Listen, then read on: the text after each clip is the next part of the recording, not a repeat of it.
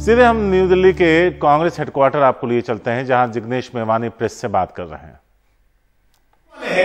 तो मैं उनको विनती करता हूं कि महात्मा का मंदिर बनाने वाले प्रधानमंत्री मोदी साहब इस कम्युनल इश्यूज को देखते हुए आप जब गुजरात आ रहे हैं तो प्लीज शांति और अमन बनाए रखने का अपील करें। मैंने उनको यही अपील किया है कि आप गुजरात की जनता को कहें कि दंगा फसाद ना हो, पीस और हार्मनी मेंटेन करिए।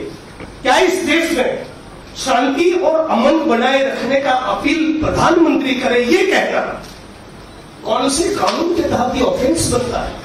और यदि उनको तकलीफ मिर्ची इस बात से लगी कि मैंने यह कहा कि गॉडसे के भक्त है, इस प्रेस कॉन्फ्रेंस के माध्यम से उनको चैलेंज करता हूं तो भैया लाल किले की प्राचीर पे चढ़ के गॉडसे मुर्दाबाद का नारा एक बार लगा दीजिए तो दूध का दूध और पानी का पानी हो जाए। आज जो भी सब्जेक्ट पे इस देश के न्यूज चैनल्स में डिबेट हो और भाजपा के सारे पत्रकार कहे कि गॉडसे मुर्दाबाद, तो वो सवाल ही नहीं रहेगा। लेकिन आप शांति और अमन का अपील नहीं करना चाहते और 19 तारीख को मेरे खिलाफ एफआईआर होता है, मैं सिटिंग एमएलए हूं। अचानक पुलिस रातों रात 2500 किलोमीटर की दूरी तय करके आसाम से गुजरात आती है।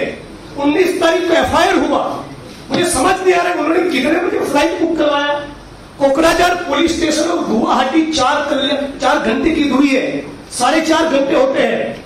वहां से आप गुवाहाटी पहुंचते हो, गुवाहाटी से बेंगलोर का फ्लाइट, बेंगलोर से अहमदाबाद का फ्लाइट, अहमदाबाद से आप 140 किलोमीटर दूर वडगाम मेरा कॉन्स्टिट्यूंसी, वहां मुझे गिरफ्तार करने आए। मतलब कि कहीं ना कहीं एफआईआर करने से पहले आपके फ्लाइट की टिकट्स बुक हो चुके थे।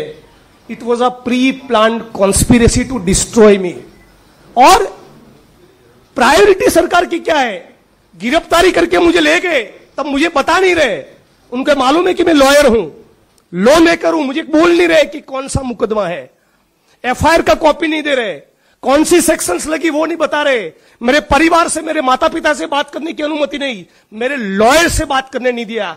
यहां तक कानून के धजिया उड़ाकर एक एमएलए का जो प्रोटोकॉल और प्रिविलेज होता है उसके तरफ पूरा ब्लाटंट डिसरिगार्ड करते हुए गुजरात की विधानसभा के स्पीकर को भी पताया नहीं, उनको भी पताया नहीं, उनको भी जान नहीं थी, उनको भी पता नहीं था कि हमारे एक सिटिंग एमएलए को आसाम पुलिस गिरफ्तारी करने के लिए आई है। वो जब आसाम पहुंचे, शायद उसके बाद मैं उनकी कस्टडी में गया, तब शायद गुजरात की विधानसभा के स्पीकर को बताया गया कि आपके एमएलए को हम लोगों ने गिरफ्तार किया है। तो मैं तो मानता हूं ये आसाम की पुलिस ने गुजरात की अस्मिता और गुजरात के गौरव को खंडित किया है और ये गुजरात की सरकार के लिए शर्मिंदगी की बात होनी चाहिए। इसमें उनकी इतनी थू-थू हुई, बावजूद उसके उनको शर्मिंदगी महसूस न हुई। एक महिला को आगे किया और दूसरा एफआईआर मुझ पे करवाया। मैं मानता हूं इससे बड़ी बुजदिली और कायरता कुछ नहीं हो सकती। मैं ये कहना चाहूंगा कि ये है 56 इंच की कायरता, ये है 56 इंच की बुजदिली। आप एक महिला को आगे करके 2500 किलोमीटर दूर बैठे किसी सिटिंग एमएलए के खिलाफ इतना फर्जी मुकदमा करते हैं। और ये केवल मेरा एलिगेशन नहीं, मेरे पास आसाम की जुडिशरी का बेल ऑर्डर है। क्या कहती है आसाम की judiciary? Instant FIR in the second information and seems to be manufactured. ये एफआईआर मैन्युफैक्चर्ड है, यह आसाम का जुडिशरी कह रहा है। उनका कमेंट है, this FIR is not maintainable.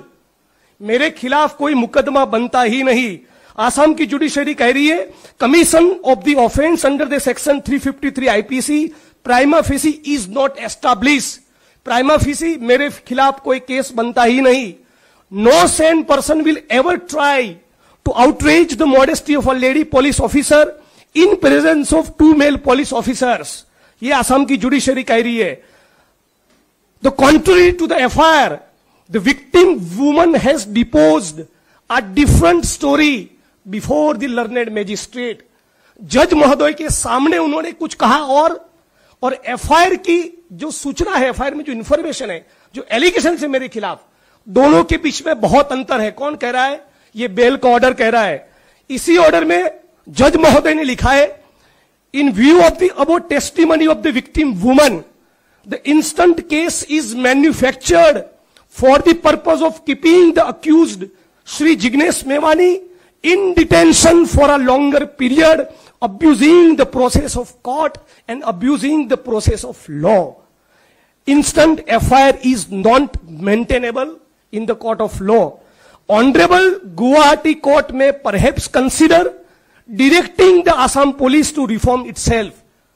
ये कोर्ट का ऑर्डर कह रहा है कि हम गुवाहाटी की हाईकोर्ट को अपील करेंगे कि आसाम पुलिस अपने चरित्र को सुधारे। ये आसाम पुलिस क्या कह रही है, क्या कर रही है, किसके इशारों पर कर रही है, किसके कहने पर कर रही है? जुडिशरी ने यहां तक कहा कि आपकी कस्टडी में कोई अक्यूज्ड है और आपको सब कुछ दूध का दूध और पानी का पानी करना है तो आप अपने बदन पे सीसीटीवी कैमरा लगाइए। इस प्रकार का कमेंट आसाम की जुडिशरी को करना पड़ा। इससे ज्यादा शर्मिंदगी की बात क्या हो सकती है कि आप एक महिला का इस्तेमाल एक सिटिंग एमएलए को बदनाम करने के लिए कर रहे, और इतना स्ट्रॉन्ग ऑब्जर्वेशंस होने के बावजूद भी एक बार भी आसाम की सरकार को। तो जिग्नेश मेवानी को आप सुन रहे हैं, उन्होंने प्रधानमंत्री, बीजेपी और केंद्र की सरकार पर हमला बोला है। उन्होंने कहा कि जिस तरह से उन्हें गिरफ्तार किया गया और जिस तरह से उन्हें यहां से गुजरात से असम ले जाया गया, और जब उन्हें एक मामले में बेल मिल गई तो दूसरे मामले को फैब्रिकेट किया गया और उसके बाद हाईकोर्ट ने वहां पुलिस को जबरदस्त लताड़ लगाते हुए उन्हें जमानत दी।